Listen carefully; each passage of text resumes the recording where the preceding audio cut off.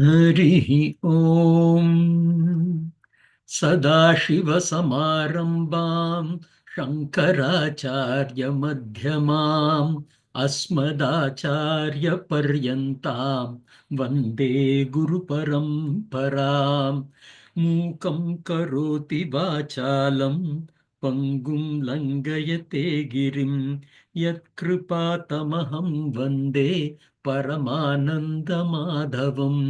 Om. Okay, welcome to the Bhagwat Gita class. We are in the Shloka number 3 of chapter 2 of Bhagwat Gita. The Shloka goes like this. Klaibhyam asmagamah partha naitatvayupapadyate kshudram hridaya daurbhalyam tyaktotishta parantapa. So, in the last week's class, we started with the second chapter. For the first shloka, we took an introduction and we defined something called as adhikari. Right? Adhikari is a qualification associated with a student to learn things in an efficient way. So, in Shastra, we classify them as Adama, Madhyama, and Uttama Adhikari. Adama is in the bottom, Madhyama is in the middle, and Uttama is a supreme Adhikari. What makes one a good Adhikari, a supreme Adhikari? We saw that there were some scientific analysis in terms of the research that has been done. Some say that early morning is good, between the age of 2 and 7 you learn the most, etc. This was the scientific aspect of it. But in the Vedantic aspect, in the traditional way, we define a good learning as something that comes when your emotions and expressions are in the same line. In the first chapter, Arjuna was going through turmoil in his mind. It started with attachment. From that attachment, he went into shokam, which is sorrow. From sorrow, he went on to moham. Right? So there was transitions that were happening.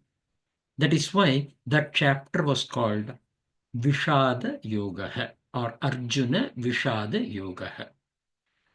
On the other hand, in the second chapter, it starts with Sanjaya, who is describing the state of Arjuna, where his eyes are filled with tears and he is at a place where his emotions and his expressions are fully aligned. He is not yet an adhikari because he has not surrendered himself, but he is at a position where his ears are open.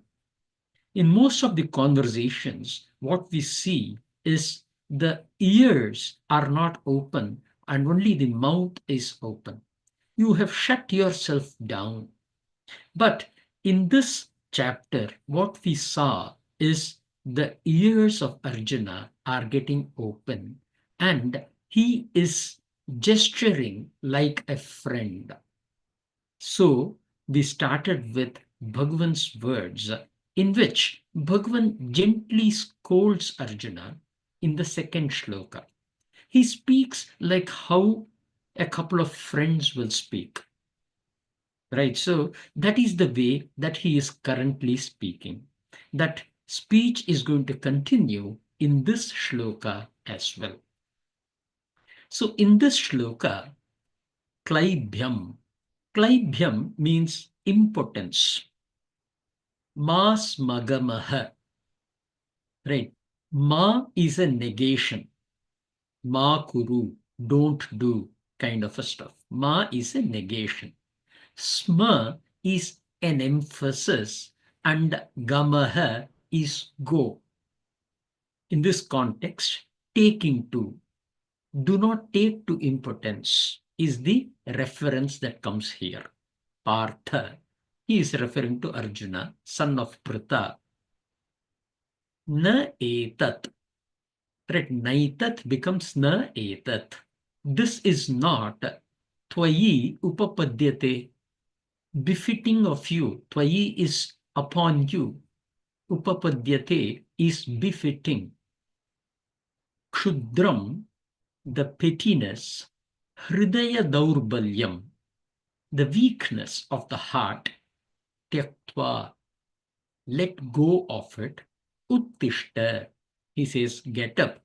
Hey Parantapa. So this is just like a couple of friends talking, right? If you and I were to talk, then this is the way that we will be talking, right? So that is exactly what Bhagavan does here with respect to Arjuna. For this shloka, let us take some analysis. We will put the second and the third shloka together, right? And when you look at the words that Bhagavan has used, it is so very appealing, right? First thing is, he establishes an alignment to the situation. Kutastva idam.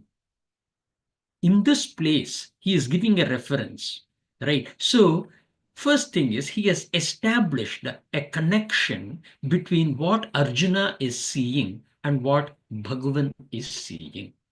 So, that alignment is very important in the conversation. Then he belittles Kashmalam, Kutastva Kashmalam idam. That is the way the second shloka speaks, right? So Kashmalam, how come this impurity? Then he also says Anarya Jushtam. What is this? This is like, it's not like manly of you. Come on, what's up with you? So that kind of thing, right? So this is belittling. The second thing that he does is scolding, which happens in this shloka, right? Klaibhyam, impotence. It is a pretty hurtful word to be used there. Then it is encouraging, which is hridaya daurbalyam tyaktva. Let go of the weakness in your heart. So this is the place where the makeup is done to say that I know you are not a weak person. Right. So the encouragement happens by saying that let go of the weakness. This is just a heart aspect. This is just your emotional aspect. This is not you. So, tektva, then he says, altering about the situation. Because this is akirtikaram, aswargyam. Right. So he says that if you take this position, this is going to be the outcome. Right. So he is also warning about the outcome. So this is what we should learn in the communication. A good communication is where we firstly align with the other person, develop an understanding of the other person's plight. It is not what is correct or what is wrong that matters. It is the alignment to the other person's emotions, the emotional connect, which is what is very important. And then you can use different mechanisms. For example, if the relationship with a person is very good, then I can do the belittling. If the relationship is not that good, I cannot do the belittling. I cannot do the scolding. On the other hand, encouragement is something that we can always do. Right. So that positive attitude being developed is the important thing that is mentioned here. Also, having the ability to analyze the outcome and warn about the possible outcome is essential to altering a situation, which is what Bhagavan does. That is the beauty of it. Right. So, first thing, fail to be an active listener is a not. Bhagavan did not speak a word when Arjuna was lamenting. He was listening very patiently. Now, we try to emphasize and clarify situation. The situation is very well known to the other person as well. If in case it is a child, yes, the situation has to be clarified. But when we are talking to an adult, the adult also understands the situation. The next thing that we try to do is we jump to rationalize. Don't do. Instead, learn to connect emotionally. Clearly direct the course of action. That is what he does towards the end. Tyaktva uttishta parantapa. Let go of what? Hridaya daurbalyam and uttishta. Get up, rise. Hey parantapa, the chastiser of enemies, one who is a total winner over the enemies, one who destroys the enemies. That is the meaning of that. So that is a name of Arjuna. So he is connecting. And then he is also giving a clear course of action. Right. So when doing Upadesh, you provide knowledge, not direct a course of action. Right. So here, Bhagavan is not directing your course of action. What I mean by this is he's not telling what are all the things that he needs to do. No, you need to get up, you have to join your forces, and then you have to start fighting. That is what is the meaning of the word direct a course of action. Right. Here, he just says, get up and start. Let go of this. Come on. Step up. That's all. The other person knows what is to be done. Right? We will see this when Bhagavan does his Upadesh as well. Right? He will not direct a course of action. Instead, he gives the knowledge. And how that knowledge is given is also very beautifully discussed when we go to the 11th shloka. I will wait for that to happen and we will continue with this. The traditional observations in this are this is a voluntary response from Bhagavan. Quickly realized the shift from a master to a friend in Arjuna.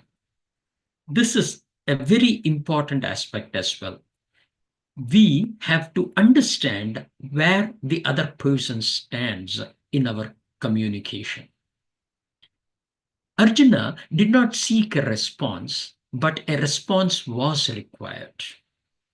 Now that he is not a master, now that he is at a level of a friend, what is required is to be able to step up and be a friend. In this, there was nothing that Arjuna says, hey, what should I do? He only said that this will be a bad thing.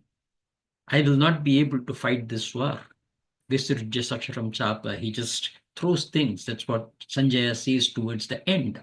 Right? So he merely acts. He's not seeking anything. But a response was required. The silence and sitting down and letting go of it is the place where the right response is required.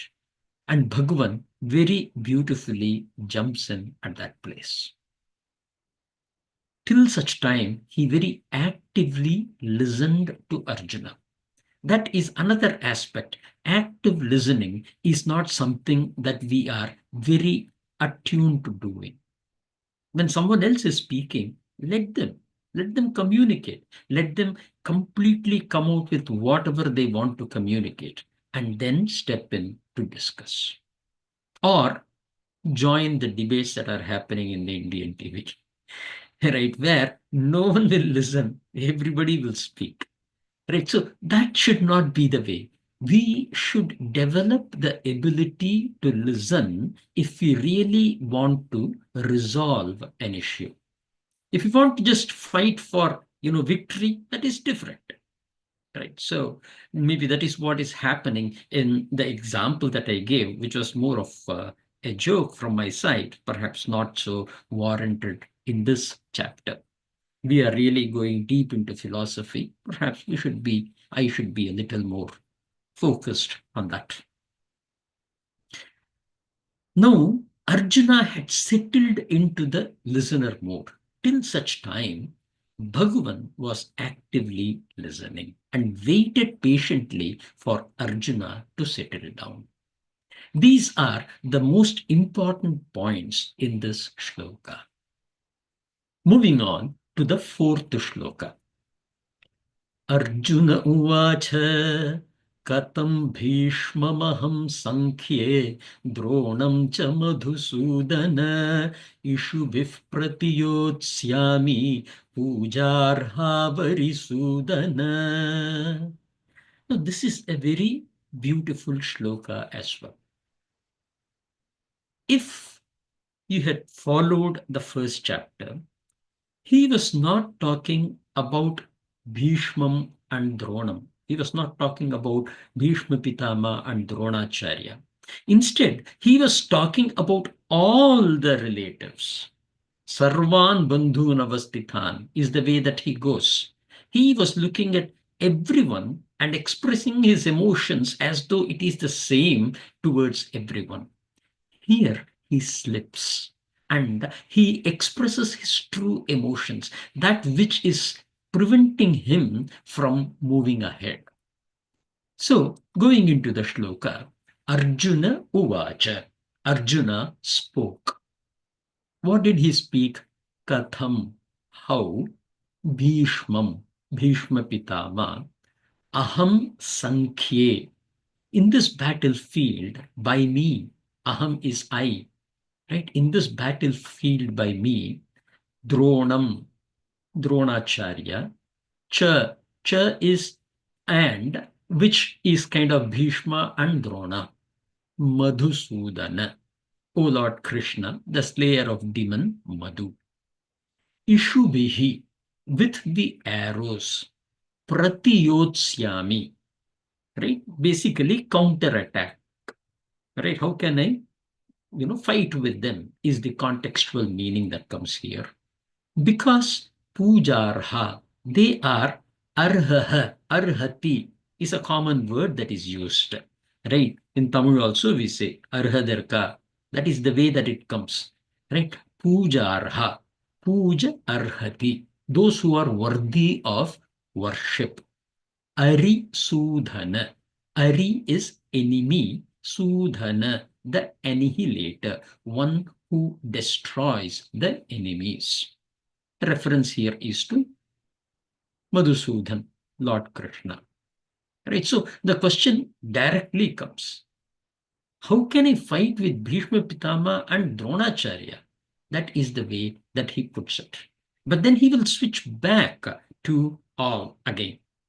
Right? So the thing is, these slips are something that we must be very careful and catch it to understand the true emotions that are coming about.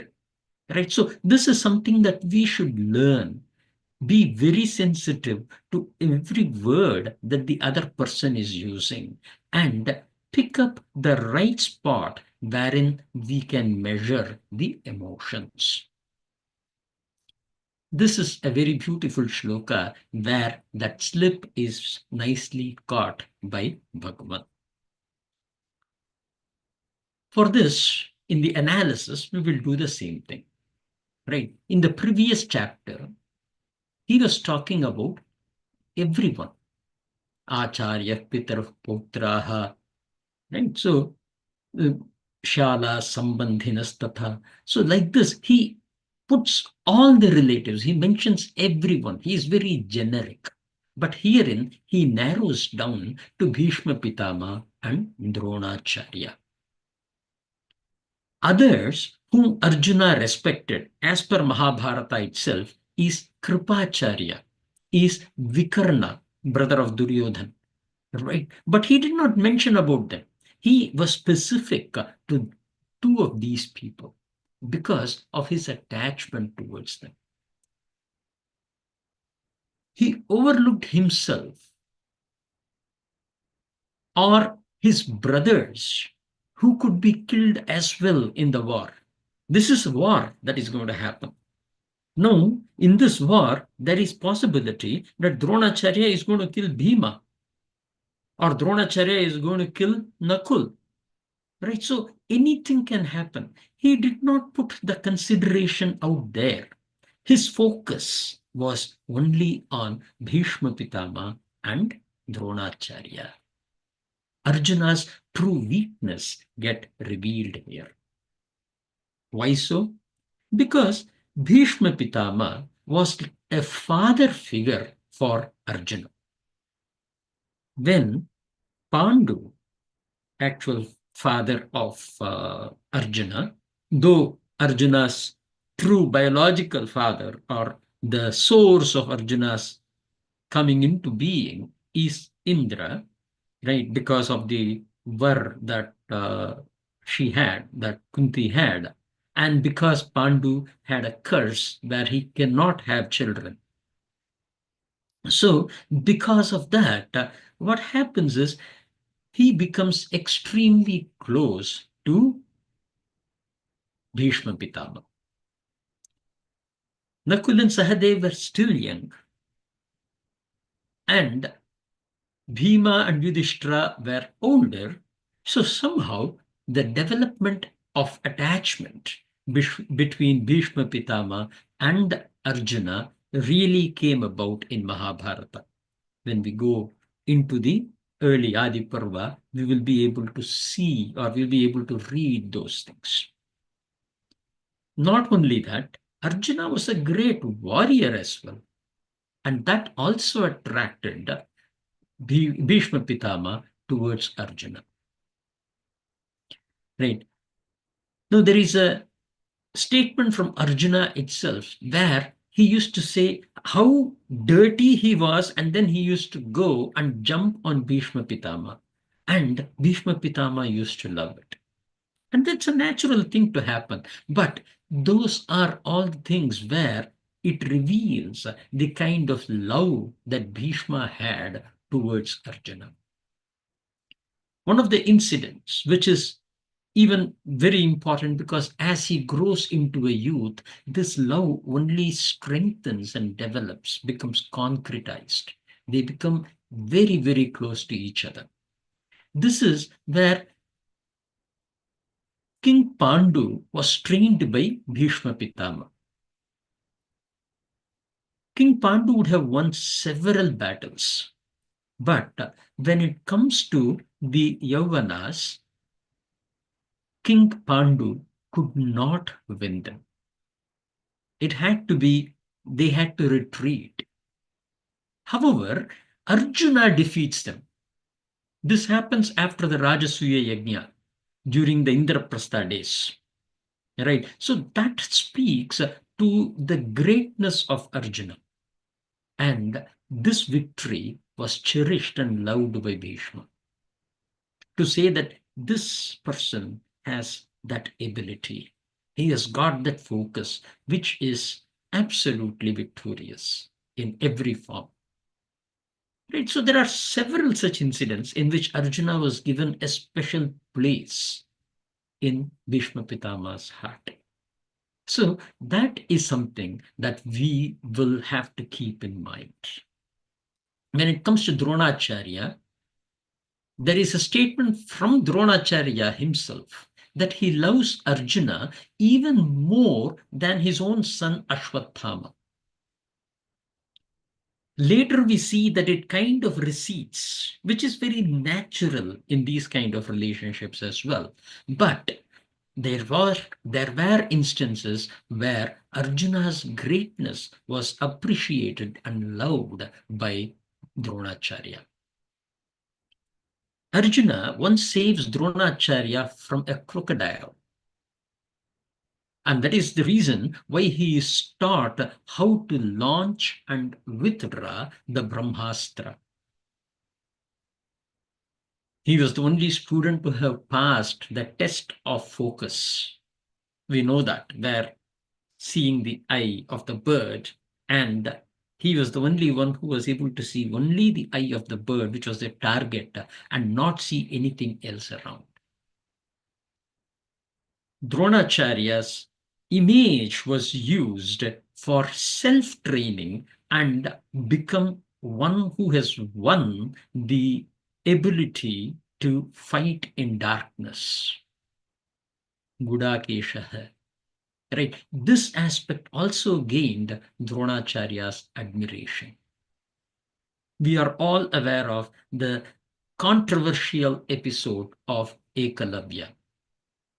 Is that the right thing to do or the wrong thing to do is something that we can discuss some other time. Right. But there are reasons why that had to be done. And if you look at it purely from a legal sense, it is a wrong thing that Dronacharya had done. However, if you look at it from a dharma point of view, you will see that there is a Kshatriya dharma which was important from that, what do you say, period point of view, or from that political angle point of view.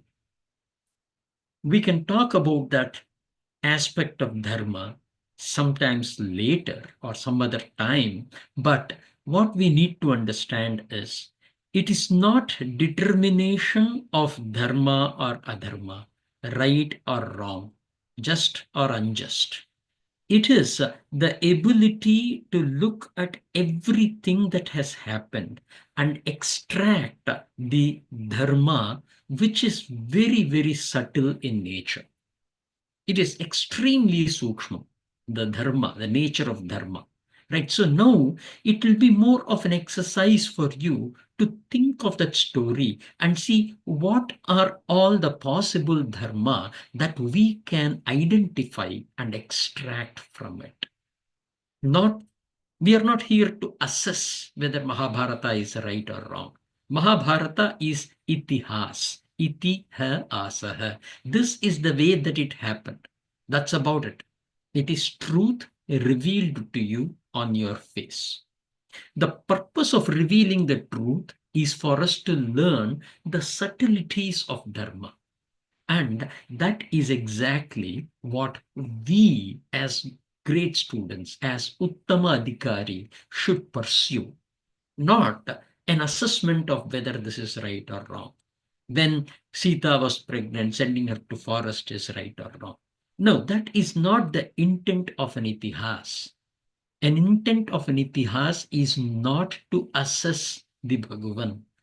Rather, it is to interpret the subtleties of every aspect, be it political science, be it economics, be it the warfare, the art of warfare, the Kshatriya dharma, Varnashrama dharma, right? It is to understand these subtleties that Veda is the Shruti, Smriti is expression of the understanding of Veda, which is revealed mostly in the form of stories, some in the form of Geetam and some also in the form of sutras. Our objective must be not to find out whether a given sutra is right or wrong. It is to find out how we can interpret the dharma which is hidden in the Veda through that lens. So I would put that as the main aspect to talk about the controversial episode of Ekalavya. Now, traditional observation. Though the love was mutual, that love did not become a weakness on others. The weakness was only in Arjuna. A beautiful story for that is also where Bheeshma Pitaamaa, student of Parashuram, is directed by Parashuram to say that he has to marry Amba. And because of the promise that he has already made, he declines. This initiates a war between Bhishma Pitama and Dronacharya. And the beauty is, he goes to war in a rath and he sees that Parashuram is walking. So he gets down from the rath and says, to his guru, hey Bhagwan, you are walking and I am on a chariot. This is not an equal fight. So you also come in the chariot. Right? To that, Parashuram will show his actual swarup, which is the sun and the rays are all uh, the horse and the chariot and so on. The earth is the chariot, and that entire kind of Vishwarupa is what Parashuram shows. And what he does, he bends down, does a namaskar, takes his ashirvad, and goes back to fight. The emotion cannot become a weakness is the biggest lesson there. And here it became a weakness to Arjuna. Kshatriyatvam is standing for dharma. Dharma fails on swadharma as well.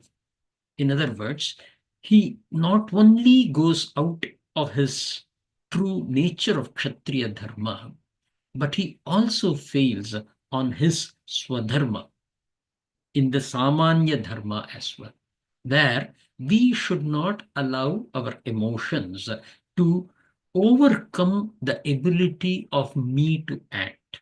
The manaha should be in your control. It should not be that the manas is controlling you. It is a very subtle aspect. And there again, he failed. So, from both the Swadharma point of view, as well as from the Vishesha Dharma, which is the Kshatriyatvam, there also he failed. While emotional appeal could be seen in Arjuna's situation, one must realize Arjuna failing to uphold the Dharma. That is the lesson that we should learn from this. Moving on to Shloka number 5. Gurun hatva hi mahanubhavan shreyo bhoktum bhaikshyamapiha loke hatvartha kamamstu guruni haiva bhunjiya bhogan rudira pradigdhan. So you will see that all the shlokas that you have seen are of a different format to that of this shloka. We will see several such shlokas in the coming chapters. In several of the coming chapters, we will see. So let us also understand why or what is this in our analysis. Going into the word by word, Gurun is those who have been guiding you in your life. In this context, it includes both Bhishma Pitaamaa and Dronaachaarya. Ahatva, without killing, he certainly, indeed, Mahanubhavan, the great souls. Shreyaha, it is better, Bhoktum Bhaikshyam. Right? Bhoktum is bhogam, right? By consuming or by enjoying or by experiencing the life of seeking alms and living. Bhaikshyam. Bhavati bhikshan dehi. Bhiksha. That is the bhaikshyam. So to live a life by seeking alms is better. Api, even ihaloke, in this world, hatva, by killing, artha kaman, for material desires, to otherwise gurun, the guides. So basically is telling that instead of killing these great souls, the gurus, those who have taught me the way of life, it is better to lead a life consuming the thing that you get out of begging, out of taking the bhiksha. That is what he says. Iha iva bunjiya. In this world, certainly bunjiya, bhogan, the enjoyable things, rudira pradigdhan, rather than the ones that are tainted with blood.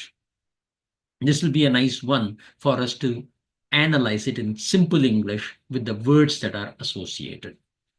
So he says, certainly, which is he, it is better to live in the situation of. It is better is Shreyaha. Iha is this. So we can explain what this is in this situation of. So certainly it is better to live in the situation of consuming, which is experiencing in this world, bhoktum iha loke, even by begging, api bhaikshyam, ahatva mahanubhavan gurun, without killing or slaying our respectable gurus, great souls. Tu hatva gurun. Otherwise, after slaying our own gurus, by killing our own gurus, bhogan artakaman bhunjiya, the enjoyable things and the material desires we consume will certainly be tainted with blood. Eva pradigdhan rudiraha. So rudiraha, blood, we know. Pradigdhan. Pradigdhan is tainted.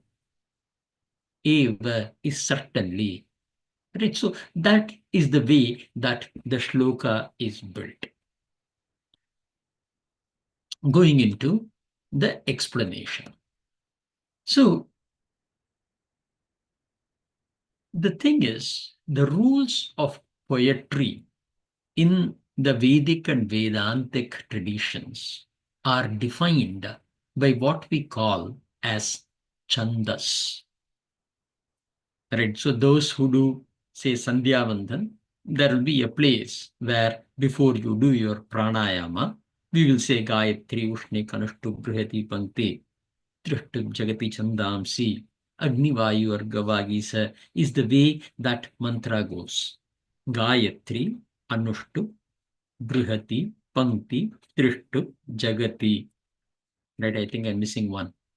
Gayatri Ushnik Anushtu Brihati Pankti Trishtub Jagati. Yeah, now I got all the 7. Right, so these are called as the rules. Everything defines what each of these construct should be, and a poet is expected to adhere to the rules of the chandas, or not write a poetry and go into the prose order, where it is just simple sentence, the regular one that we write. A bhashyam is prose order, whereas this Bhagavad Gita, that Gitam, comes in a poetic sense, and so it is a chandas. It is the chandas which governs or which rules or which defines how that poetry has to be represented. Now, why do we have different chandas? Right. For example, अव्यक्ताधीनि भूतानि व्यक्तमध्यानि भारत अव्यक्तनिधनान्येव तत्र का परिदेवना. So if you look at this, if you observe this, this is an explanatory shloka. Avyaktadhini bhutani. The bhutani, the people or the living beings, they are in a state of avyaktam, which is not manifested. In the middle, vyakta madhyani bharata, O Arjuna. Then avyakta nidhanan. So they once again go into the state of unmanifested state, right? Into the unmanifested state. Tatra ka paridevana. Why is there you are lamenting when this is the truth? We will get to that shloka when we are in the 28th one. But the next shloka you see is आश्चर्यवत् पश्यति कश्चिदेनम् आश्चर्यवद् वदति तथैव चान्यः आश्चर्यवच्चैव मन्यः शृणोति श्रुत्वाप्येनं वेद न चैव कश्चित्. So here you will see that the mood is changing.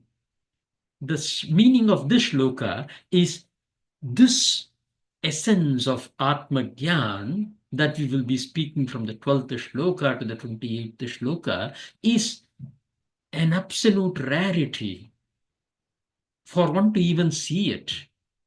For people who are able to see, to express is even more, what do you say, rare. And even if someone is able to express, for someone to listen to it, that is even more rare. Right? Shrutva pyenam vedana chaiva kaschit. And despite listening, despite hearing, to understand the complete essence of it is also pretty difficult. So now, the first one was, there was, declarations, there were, statements that were being provided. But then there is a shift in the mood. Ascharyavat pashyati kaschidena. So when there is a shift in the mood, there are people who say that the change happens in the chandas. Then it can be for a context shifting as well. For example, when the shift happens from Vedanta to Bhakti, you will see that the shift is taking place. Most of the chapter 11 is in this chandas. Right? So, the thing that we follow in our tradition, so these are all things that other acharyas have expressed. But in our tradition, we neither accept nor deny it. We only state that it is the convenience of the poet. I can give you several instances where such can be observed, be it in Valmiki Ramayana or be it in Upanishads. You will see that the shift is there. So we merely say that it is the convenience of the poet which determines, so long as he is, or the poet is adhering to the chandas for that complete expression, then he is good.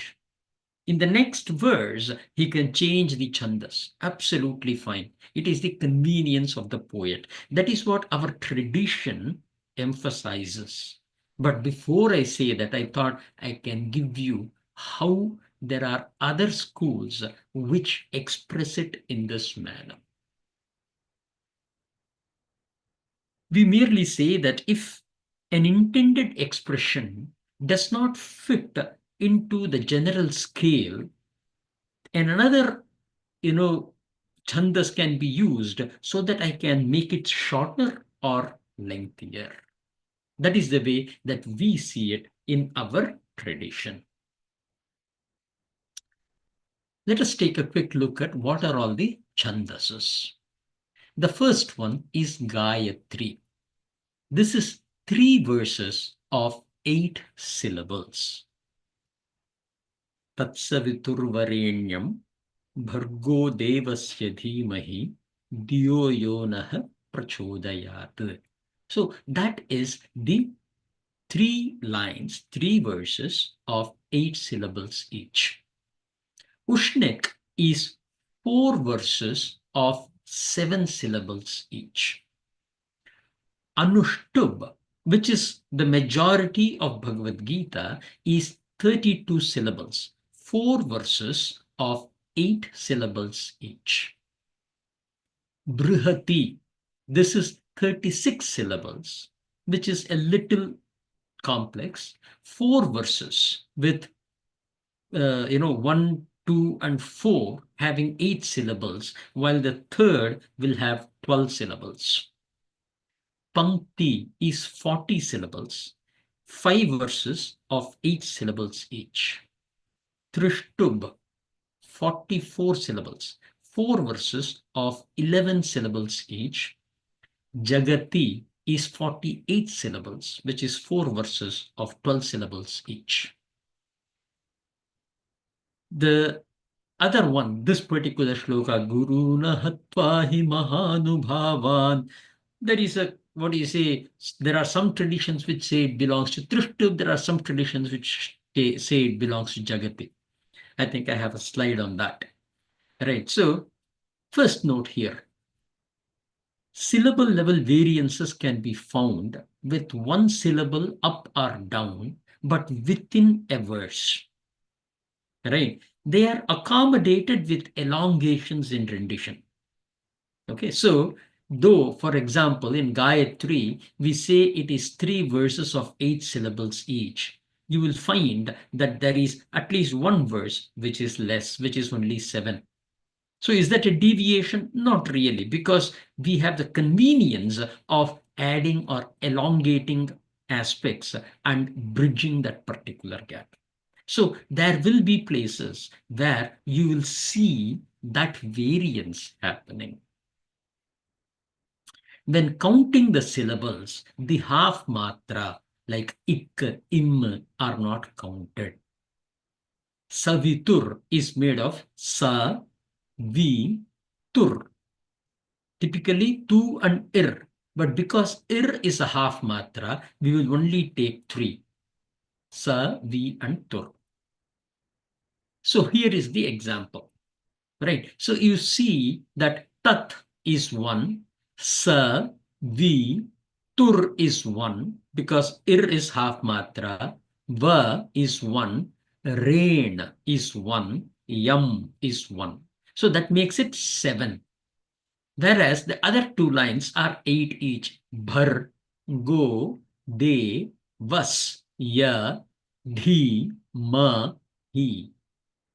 Similarly, dhi, yo, nah, pra, cho, da, yat. So this is the way that Gayatri is constructed. Right. So you can see that even if in case I take some of the shlokas, you will see that that variance 4 into 8 is for Anushtup, but that is not fully adhered to. Similarly, the Trishtub and Jagati also has the variance, and because of that variance, there are places where people talk that it is Trishtub and some say it is Jagati. So that is the reason.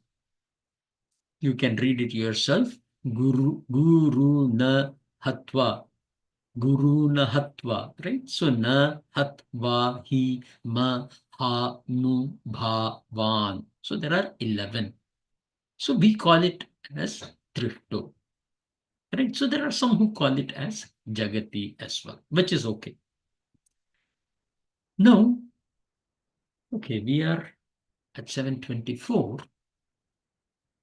And I think we have taken care of this subtlety. And for the 6th shloka, we can start in our next class. We will give some time for Q&As, and we can start with Prabhakar. This part of the chandas, I, I really don't know why this one is for me in this context. Can you explain the significance of knowing chandas when we are actually going through the Gita Upadesha? If you see, even in the first chapter, we did not look at the entire stuff. We could have just quickly brushed through first chapter, but we went into various stories. Those stories have no relevance to Gita.